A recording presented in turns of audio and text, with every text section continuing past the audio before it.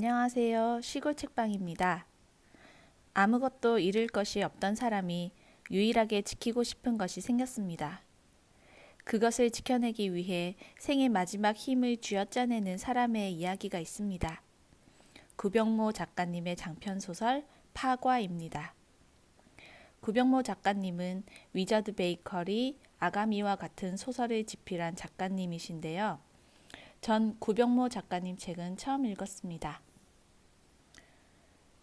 제가 외서보다 한국서를 자주 읽는 이유는 문체 때문인데요. 외국 서적은 문체가 길어서 문장이 끝날 때까지 읽다 보면 문장의 처음 내용이 기억나지 않는 경우가 많아서였습니다. 제가 집중력이 떨어지는 편인가 봐요. 한국 서적이나 일본 서적은 문체가 간결한 편이라 읽을 때 저는 편하더라고요. 몰입도 잘 되고요. 그런데 구병모 작가님 작품은 이 작품만 그런 건지 아니면 작가님 스타일인지 문체가 좀 긴 편이더라고요. 처음엔 긴 문체 때문에 몰입이 잘 안 되고 읽다 보면 제 생각이 딴 길로 새어나가서 집중이 잘 안 됐었어요. 그래도 한번 잡은 책인데 다 읽어보자 싶어서 문체를 견디며 읽다 보니 어느새 이야기에 쑥 빠져서 술술 읽었습니다. 다 읽고 나서 친구에게 줄거리를 이야기해줬더니 영화 내용 같다고 하더라고요. 저도 오랜만에 재미있는 영화를 한 편 본 느낌이었습니다. 제목이 파과인데요.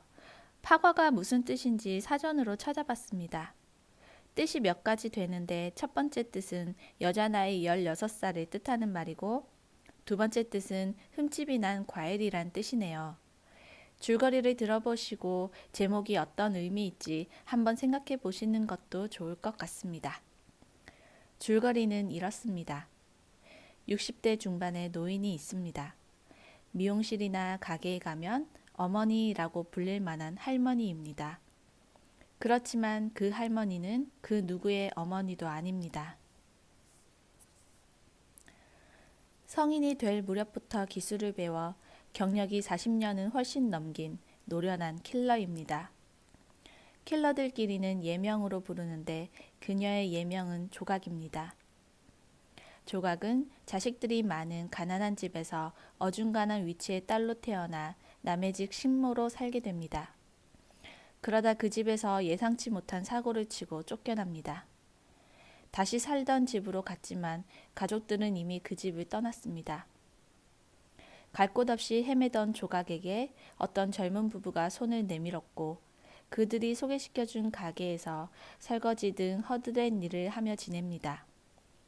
그 젊은 부부는 남자는 류라 불리고 여자는 조라 불리는 사람들이었습니다. 그들과 지내다가 조각은 류에게 킬러가 되기 위한 기술을 배우게 됩니다. 성인이 되어 능숙한 킬러가 된 조각은 류와 함께 많은 의뢰를 처리하며 사업을 확장시킵니다. 아무래도 사람을 해치는 일을 하다 보니 적들도 많았겠지요. 알 수 없는 적으로부터 류의 아내 조와 류의 아기가 살해당합니다. 이미 가족이 없는 조각과 가족을 잃은 류는 함께 지내며 다짐합니다. 너도 나도 지켜야 할 건 이제 만들지 말자. 그렇게 하던 일을 계속하다가 류도 누군가에게 살해당하고 조각은 혼자가 되어 킬러 생활을 계속하게 된 겁니다. 조각이 의뢰를 받고 실행에 옮기다 늙어서 그런지 방심한 탓인지 살해 대상에게 오히려 공격을 받고 큰 부상을 입습니다. 조각이 평소 들르던 병원에 가서 치료를 받으려 했지만 평소 진료를 맡아왔던 의사는 보이지 않고 다른 젊은 의사가 있었습니다. 정신을 잃은 조각을 정성껏 치료한 젊은 의사는 성이 강 씨였습니다. 강 박사는 수상한 행색의 조각을 신고하지 않고 그저 환자로 보며 성의 있게 치료해 줍니다. 조각은 순간 선량한 그 강 박사를 보고 마음에 어떤 동요가 일어납니다. 강 박사의 호기심이 생긴 조각이 간단히 조사를 해보니 강 박사의 부모님은 시장에서 과일 장사를 하고 아내는 아이를 낳다가 의료사고로 죽었다는 사실을 알게 됩니다. 강 박사의 부모가 운영하는 과일 가게에 손님인 척 들러보니 강 박사만큼이나 부모님도 선량한 사람들입니다.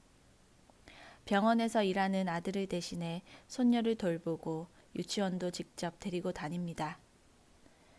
몇 마디 이야기를 나누고 난 조각은 뭔가 마음에 변화가 하나씩 생기기 시작합니다. 일할 때는 목표 대상 외에는 관심도 없던 조각의 눈에 어떤 사정이 딱한 사람이 들어와서 그 사람을 도와주다 일을 그르치기도 합니다.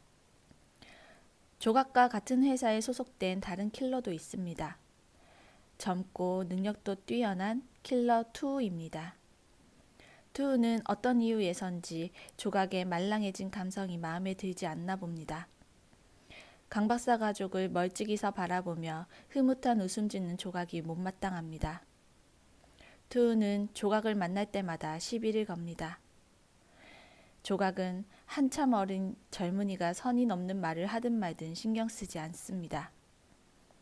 그런데 2의 행동이 점점 선을 넘기 시작합니다. 조각이 멀리서 지켜보며 잠깐이라도 행복한 감정을 느꼈던 강 박사의 가족을 위협하기 시작한 겁니다. 강 박사 가족에게 상상도 못할 끔찍한 일이 생겨나기 시작하고 강 박사는 이 일이 다 조각을 만난 후로 생긴 일로 생각해 조각에게 울부짖으며 우리 가족에게 그러는 이유가 뭐냐며 원망합니다. 조각은 지켜야 할 것 만들지 말자는 다짐을 잊고 지키고 싶은 것이 생겼습니다. 강 박사 가족의 선량함과 행복을 지켜야 합니다. 나이 차이도 많이 나고 성별도 다른 투우와 싸워서 조각은 이길 수 있을까요? 조각은 생애 처음으로 지키고 싶은 것을 지킬 수 있을까요? 투우는 무슨 이유로 조각의 유일한 행복을 뺏으려고 하는 걸까요? 책으로 꼭 읽어보시기 바랍니다. 투우에게도 말하지 못한 사연이 있습니다. 조각이 강 박사의 가족을 바라보며 느끼는 감정을 책에서 묘사한 부분이 인상 깊었는데요. 조금 읽어보겠습니다. 조각은 주인 여자가 내민 손을 부끄럽게 하지 않기 위해 귤을 받아 껍질을 벗긴다. 말랑말랑한 감촉으로 봐서 그리 시지 않을 줄이야 알았지만 입에 넣으니 주인 여자의 말 이상이다. 혀에 감긴 귤 알맹이가 부서지자 입안이 달콤하면서도 청량한 감각으로 채워지고 세로토닌이 한껏 상승한 상태에서 조모와 손녀를 바라보니 그들이 진정으로 사랑스럽다. 나름의 아픔이 있지만 정신적, 사회적으로 양지 바른 곳의 사람들. 이끼류 같은 건 도단할 드팀새도 없이 확고부동한 햇발 아래 뿌리 내린 사람들을 응시하는 행위가 좋다. 오래도록 바라보는 것만으로 그것을 소유할 수 있다면 단 한순간이라도 그 장면에 속한 인간이 된 듯한 감각을 누릴 수 있다면 그러면서도 그녀는 이 조선이 담긴 화폭을 바라보며 당치 않은 행복을 대체 추구하는 심리가 사실은 강 박사를 향한 모종의 열망을 인정하지 않기 위한 노력임을 어렴풋이 안다. 갓 쪄낸 떡처럼 따뜻하고 말랑한 가정을 다만 곁눈질로 부러워함으로써 자신의 자리를 거듭 확인하기 위함이다. 설령 자신이 업자가 아닌 보통의 여인이라도 여인보다는 노부인으로 불리는 게 더 어울리는 입장인 이상 이런 감정이 그리로 향한다는 건 있을 수 없는 일이다. 그러고 보니 업자가 아니었다면 그를 만날 일이 없었겠다. 어떠세요? 조각이 진심으로 강 박사의 가족을 아낀다는 느낌을 받으셨나요? 조각은 노모이긴 하지만 아직 완전히 시들어버린 사람은 아니었기에 인생이 시들기 직전 마지막으로 사랑이라는 감정을 느껴버린 것 같습니다. 사랑에는 많은 색깔이 있지만 제가 보기에 조각이 강 박사에게 느끼는 사랑에는 젊은 연인들이 느끼는 핑크빛보다는 분명 사랑은 맞지만 완전한 사랑이라고 할 수는 없고 빛이 약간 바래 보이는 연보라 느낌이랄까요? 좀 웃기지만 제가 BTS를 바라보는 것처럼요. 참 예뻐서 자꾸 보고 싶지만 내 연인이라고 생각하기엔 너무 어색하고 그들이 다치거나 구설수에 휘말릴까봐 걱정도 하며 이렇게 이쁘게 계속 살아줬으면 좋겠다는 바람이 드는 그런 사랑이요. 60이 넘는 세월 동안 사랑이라는 감정을 느껴본 적 없던 조각이 늦게나마 사랑이라는 감정을 알게 된 것이 저는 너무 다행스러운 일이라고 생각합니다. 인간이 동물과 다른 이유가 첫 번째로 인간은 사랑이라는 감정을 갖고 있기 때문이라고 생각합니다. 동물이 자식을 독립할 때까지만 기르는 것은 본능이고 인간이 자식을 독립할 시기가 지나도 돌보는 것은 사랑 말고는 다른 이유가 없잖아요.